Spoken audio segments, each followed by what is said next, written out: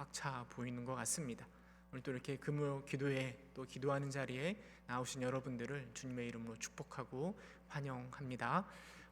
오늘은 반석 위에 세우신 교회라는 제목을 가지고요, 하나님께서 예수님께서 세우신 교회가 어떠해야 되는가를 함께 나누어 보고자 합니다. 본문에 보면 예수님께서 제자들에게 질문을 하십니다. 사람들이 나를 누구라 하느냐? 그리고 나서 이어서 제자들에게도 동일하게 질문하십니다. 너희는 나를 누구라 하느냐? 여러분, 이 질문에 대한 대답이 무엇인지 생각해 보기 전에 예수님께서 이 질문을 어디서 하셨는지를 함께 생각해 볼 필요가 있는 것 같습니다. 13절에 보면 빌립보 가이사랴 지방에 이르렀을 때 예수님께서 제자들에게 질문하고 있습니다. 근데 이 질문하신 이곳이 어떤 곳인가를 좀 생각해 보면 예수님이 왜 이런 질문을 하셨는지 그 의도가 좀 더 명확해지는 것 같습니다. 빌립보 가이사랴 지역은 이스라엘의 맨 북쪽 끝에 있는 지역입니다. 헤르몬산 바로 밑에 있는 지역인데요. 근데 이 가이사랴 빌립보라는 이 지명은요, 가이사랴가 이 로마의 황제를 뜻합니다. 그리고 빌립보는 당시에 그쪽을 다스리고 있었던 분봉왕 빌립의 이름을 따서 만든 지명입니다. 사실 이 가이사랴 빌립보 지역은요, 로마 황제가 헤롯 왕에게 준 땅입니다. 그리고 나중에 분봉왕 빌립이 이곳에 새로운 도시를 건축하고 그 이름을 가이사랴 빌립보라고 명한 것입니다. 여러분, 새롭게 지어진 그 도시의 모습이 어떠했을까요? 황제의 이름을 따고 자신의 이름을 따서 만든 그 새로운 도시는 그 당시에 그 어떤 도시보다 가장 화려하고 최첨단을 달리는 살기 가장 좋은 곳으로 아마 만들었을 것입니다. 뿐만 아니라 그곳에는 로마 황제를 찬양하기 위한 성전들이 많이 지어졌다라고 이야기하고 있습니다. 로마의 황제가 주고 로마의 황제의 이름을 따고 또 분봉왕의 이름을 따서 만든 그 당시의 최첨단의 도시이며 로마의 문화가 가득한, 타락한 문화가 가득한, 우상 숭배가 가득한, 그래서 새롭게 건축된 그 도시에서 예수님은 제자들에게 물어보고 계시는 거죠. 사람들이 나를 누구라 하느냐? 너희는 나를 누구라 하느냐? 어쩌면 이 빌립보 가이사랴에서는요, 저 시골 골짜기 나사렛에서 태어난 예수님에 대한 관심이 없었을지도 모르겠습니다. 그저 그곳에서는 이 로마 황제의 은총을 입어 또 분봉왕 빌립과 더불어 힘을 얻고 살아가고 그들을 찬양하기에 바빴을 그곳에서 예수님은 그들을 향하여, 제자들을 향하여 나를 누구라 하느냐라고 질문하고 계시는 것이고, 그리고 오늘을 살아가는 우리들, 그 가이사랴 빌립보보다 훨씬 더 최첨단한 시대를 살아가고 있는 우리를 향하여 동일하게 물어보실 것입니다. 하나님에게는 관심도 없는, 특별히 세상에서, 전 세계에서 가장 빠르고 또 가장 바쁘고 가장 잘 살고 있고 가장 안전하고 가장 윤택한 한국에 살고 있는 우리들에게, 돈을 추앙하며 세상의 가치를 추앙하며 살아가고 있는 이 문화 속에서 예수님은 우리에게 동일하게 물어보실 것입니다. 너희는 나를 누구라 하느냐? 여러분들은 무엇이라 대답하시겠습니까? 베드로는 예수님의 질문에 아주 분명하게 이야기합니다. 우리 16절 말씀 함께 읽어보도록 하겠습니다. 시몬 베드로가 대답하여 이르되 주는 그리스도시요 살아계신 하나님의 아들이시니이다. 저는 이 고백이 온 이곳에 계신 여러분들의 고백이라 생각되어집니다. 비록 세상은 하나님이 없는 것처럼 돈이 구원자이고 돈 안에 행복이 있다라고 믿는 세상 속에서 우리들은요, 예수님이 우리의 그리스도, 우리의 구원자 되심을 고백하고 있고 예수님이 바로 살아계신 하나님의 아들이라 고백하고 있는 것이죠. 예수님께서는 그렇게 고백하는 베드로에게 복이 있다라고 칭찬하십니다. 그리고 이어서 말씀하시길 18절에 이렇게 이야기합니다. 또 내가 내게 이르노니 너는 베드로라. 내가 이 반석 위에 내 교회를 세우리니 음부의 권세가 이기지 못하리라. 예수님께서는 그 반석 위에 내 교회를 세우시겠다라고 말씀하십니다. 그리고 예수님이 승천하신 이후에 교회의 시대가 오늘날까지 지속되고 있습니다. 근데 천주교는 본문을 해석할 때요, 이 반석 위에 교회를 세우시겠다 말씀하셨는데 이 반석을 베드로로 해석하고 있습니다. 그래서 교회 안에서 막강한 힘을 가진 교황 제도가 탄생된 것이죠. 일대 교황이 바로 베드로 아니겠습니까? 물론 우리는 초대교회에서 베드로의 역할을 부인하지 않습니다. 베드로는 교회가 세워짐에 있어서, 특별히 초대교회가 세워짐에 있어서 큰 역할을 한 것이 사실입니다.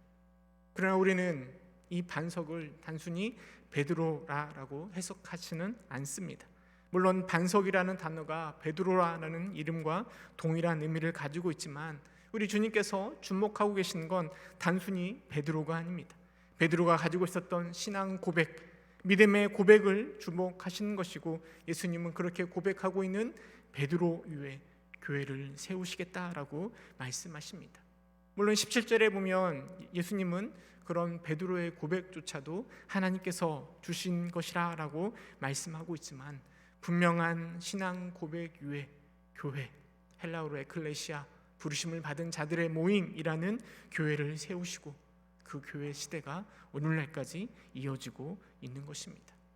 우리가 살아가고 있는 시대도 마찬가지입니다. 세상 사람들은 예수님이 구원자라고 생각하지 않습니다. 나를 행복하게 할 어떤 구원자를 오늘도 여전히 찾고 있고, 예수님은 철저하게 무시되고 있는 이 시대 가운데 하나님 우리에게 믿음을 주셨습니다. 예수가 그리스도다라고 하나님의 아들임을 고백하게 하셨습니다. 그리고 예수님은 그렇게 고백하는 우리들을 통하여서 교회를 세우신 것입니다. 이렇게 세워진 교회는 우리의 신앙의 큰 울타리가 되어주는 것이고, 그리고 우리가 성장할 수 있도록 이끌어주는 학교가 되는 것이고, 우리가 하나님을 만날 수 있도록 인도해주는 성전이 되는 것입니다. 교회는 우리의 자랑이고 우리의 축복입니다. 믿음의 반석 위에 세워진 부평 동북교회가 바로 우리의 자랑이고 우리의 축복이 되는 것입니다. 그러나 오늘날 우리의 교회가 과연 우리의 자랑이 되고 있습니까? 때로는 부정적인 생각이 들 때가 참 많이 있습니다. 교회 안에 안 좋은 부분들이 너무나 많이 발견되거든요. 교회 안에서 상처받은 많은 사람들이 우리 주변에 있지 않습니까? 여러분, 그렇다고 해서 우리가 교회를 포기할 수 없습니다. 그럼에도 불구하고 우리는 교회를 교회답게 만들어 가야 되는 것이죠. 여러분, 그렇다면 예수님이 반석 위에 세우신 교회, 그 교회의 모습은 어떠해야 할까요? 물론 교회에 세워진, 반석 위에 세워진 교회의 모습을 이야기할 수 있는 건 정말 많이 있을 것입니다. 근데 오늘 이 시간에는 딱 3가지 정도만 함께 생각해 보면서 반석 위에 세워진 교회가 어떤 교회여야 되는지 함께 생각해 보고자 합니다. 첫 번째로, 반석 위에 세워진 교회는 하나여야 됩니다. 교회가 하나라는 말은요, 천주교처럼 일원화된 교회의 조직을 말하는 것이 아닙니다. 교회가 하나다라는 것은요, 믿음의 대상이 하나임을 말하는 것입니다. 결코 교회는 하나님 외에 다른 그 어떤 것도 예배의 대상이, 신앙의 대상이 될 수 없습니다. 에베소서 4장 4절 6절은 이렇게 이야기합니다. 몸이 하나요 성령도 한 분이시니 이와 같이 너희가 부르심이 한 소망 안에서 부르심을 받았느니라. 주도 한 분이시오 믿음도 하나요 세례도 하나요 하나님도 한 분이시니 곧 만유의 아버지시라. 우리의 하나님은 한 분이십니다. 여러분, 제가 믿고 있는 하나님과 여러분이 믿고 있는 하나님이 다르다고 한다면 그것은 하나된 교회라고 말할 수 없습니다. 이 세상에 수없이 많은 교회들이 있습니다. 과거에서부터 지금까지 많은 교회가 존재해 왔습니다. 그런데 그 많은 교회가 하나 될 수 있었던 것은 성경이 말하는 그 한 하나님, 그 하나님을 믿음의 대상으로 삼고 있기에 우리 교회는 하나일 수 있습니다. 한 율법자가 예수님께 찾아와 질문합니다. 우리가 가지고 있는 계명 중에 가장 큰 계명이 무엇인가 질문합니다. 이 율법자의 의도는요, 수없이 많은 계명 중에 예수님이 무엇을 선택하든 그걸 가지고 예수님을 난처하게 트집 잡아 볼 요량으로 그런 의도를 가지고 질문한 것입니다. 하지만 예수님은 지혜롭게 대답하십니다. 마태복음 22장 37절 38절 우리 함께 읽어보도록 하겠습니다. 마태복음 22장 37절 시작. 예수께서 이르시되 내 마음을 다하고 목숨을 다하고 뜻을 다하여 주 너의 하나님을 사랑하라 하셨으니 이것이 크고 첫째 되는 계명이요. 당시에 이스라엘 백성들에게, 율법사들에게 수없이 많은 계명과 율법들이 존재합니다.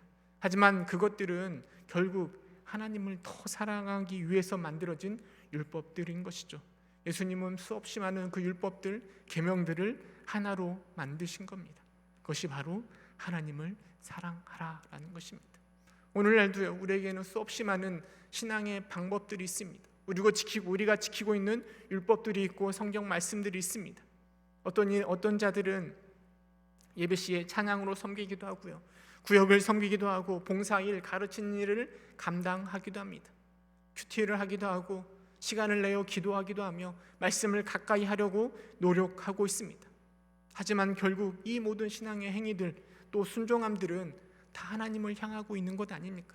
하나님을 더 사랑해 볼 요량으로 힘들고 어렵지만 그 일을 감당하고 있는 것 아니겠습니까? 사실 코로나 시대에 찬양하는 것 참 쉽지 않습니다. 감염의 위험이 있잖아요. 부역 모임 하려고 하는데 앞이 깜깜해집니다. 그러나 그럼에도 우리는 도전합니다. 왜냐하면 우리가 하나님을 사랑하기 때문입니다. 그런데 교회 안에서 신앙생활할 때 하나님을 사랑하는 것 외에 다른 것들의 의도가 있다라면 그것은 결코 반석위에 세운 교회라 할 수 없을 것입니다. 교회는 한 하나님을 섬기고 있습니다. 그리고 그렇게 반석위에 세워진 교회의 가장 중요한 것은 바로 한 하나님을 사랑하는 것입니다. 내 마음을 다하고 목숨을 다하고 뜻을 다하여 하나님을 사랑할 때 그 교회가 바로 예수님께서 반석 위에 세우신 교회의 모습이 되는 것입니다. 두 번째로 반석 위에 세우신 교회의 모습은 바로 섬기는 곳이 되어야 하는 것입니다. 첫째 되는 계명을 하나님을 사랑하는 것이라고 말씀하시고 나서 바로 이어서 그 다음 절에 두 번째 계명을 말씀하시는데요, 마태복음 22장 39절 이 말씀도 함께 읽어보도록 하겠습니다. 시작.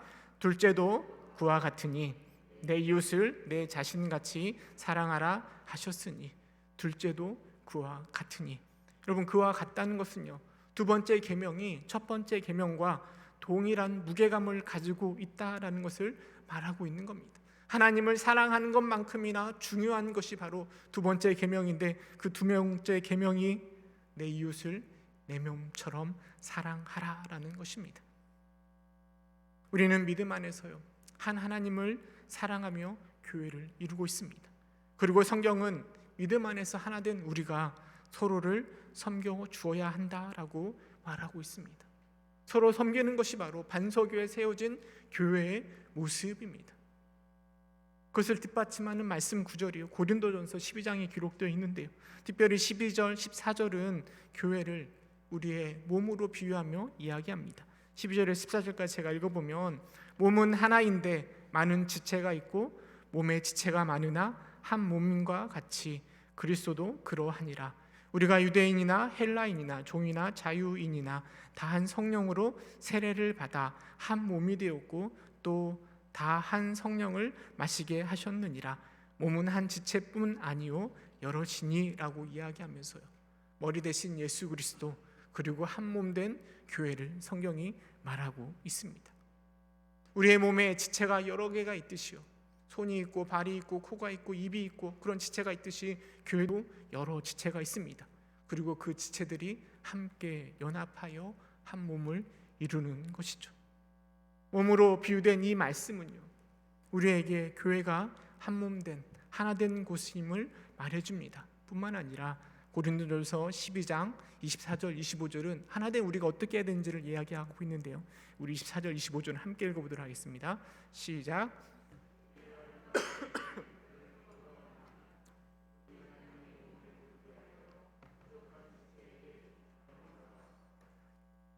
넘겨주세요.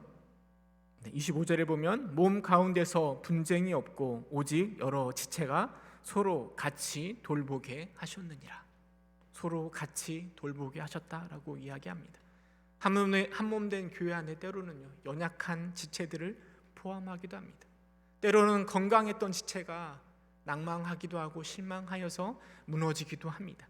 그럴 때 그 연약한 지체를, 힘들어하는 지체를 잘라내고 포기하는 것이 아니라 서로 섬겨줌으로, 채워줌으로, 부족함을 돌봐줌으로 그 교회가 다시 회복될 수 있도록 하는 것이 하나님께서 반석교회 세우신 교회의 모습이라고 말씀하시는 거죠.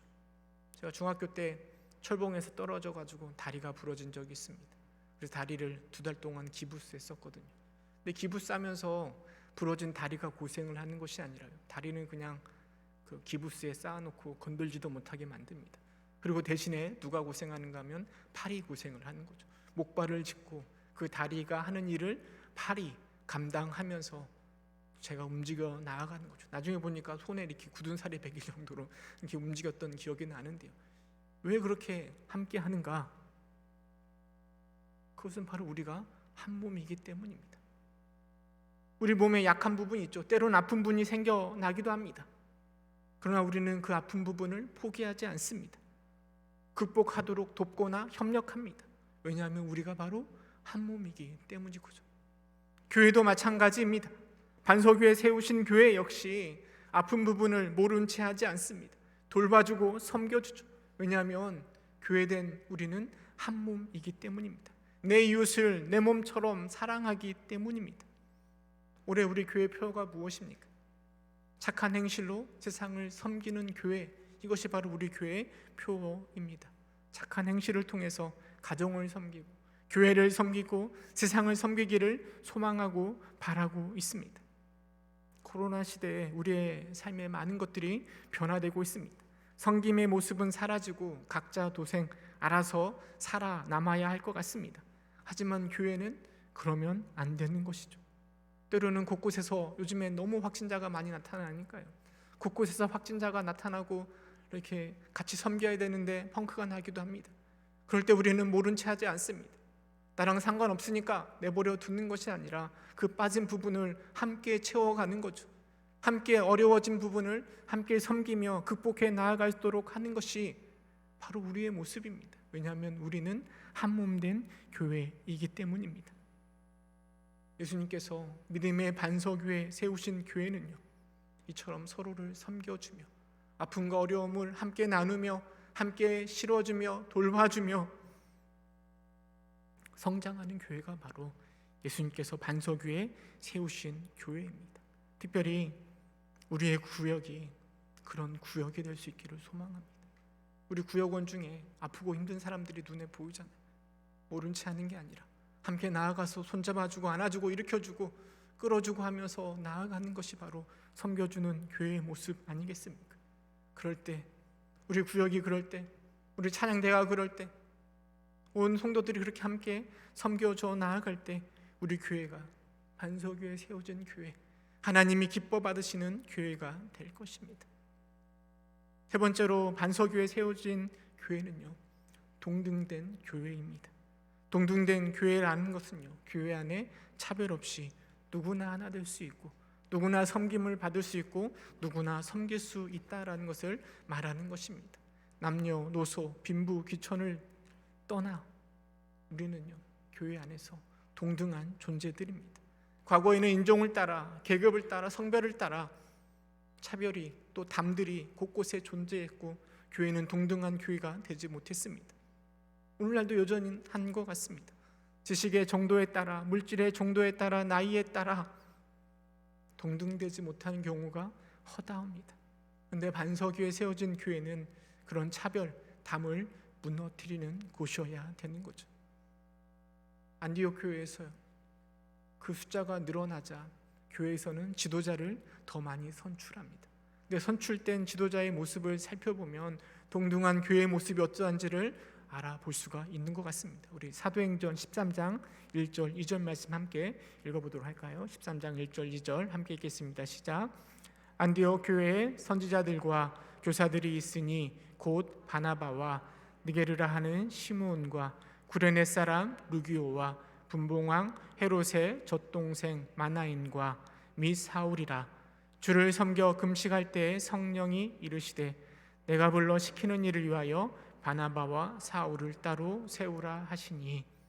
여러분, 안디옥 교회가요 5명의 지도자를 세웠는데요, 근데 그 모습이 굉장히 다양할 뿐만 아니라 버림받을 만한 사람들이 세워지는 모습을 보게 됩니다. 먼저는 가장 엘리트 코스를 받은 예루살렘 교회에서 파송한 바나바가 있고요. 그리고 두 번째로는 니게르 사람 시몬이 있습니다. 니게르라는 말이 흑인을 이야기합니다. 그러니까 흑인인 시몬이 지도자로 세워진 거죠. 인종의 차이를 뛰어넘어서 흑인이 세워진 것입니다. 또 구레네 사람 루기오가 세워지는데요.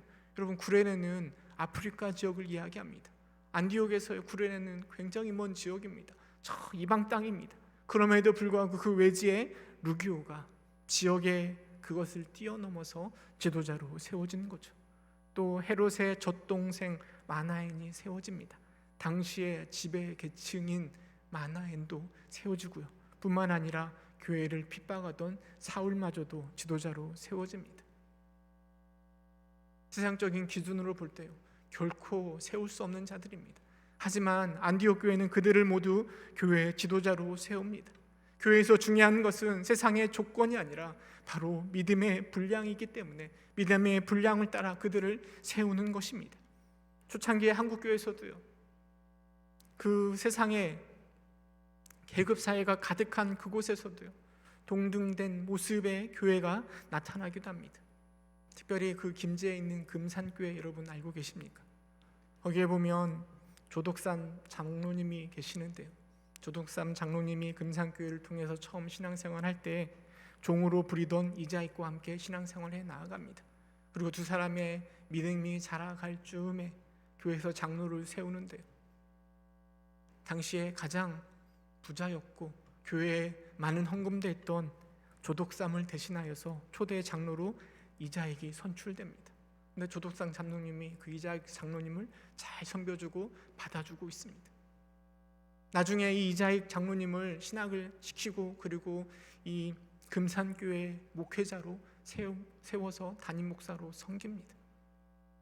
종이었던 그 사람, 하인으로 부리는 그 사람을 담임 목사님으로 세워 그것을 섬기게 하는 모습은 신분 계급을 뛰어넘어 동등된 교회의 모습을 그대로 보여주는 것입니다.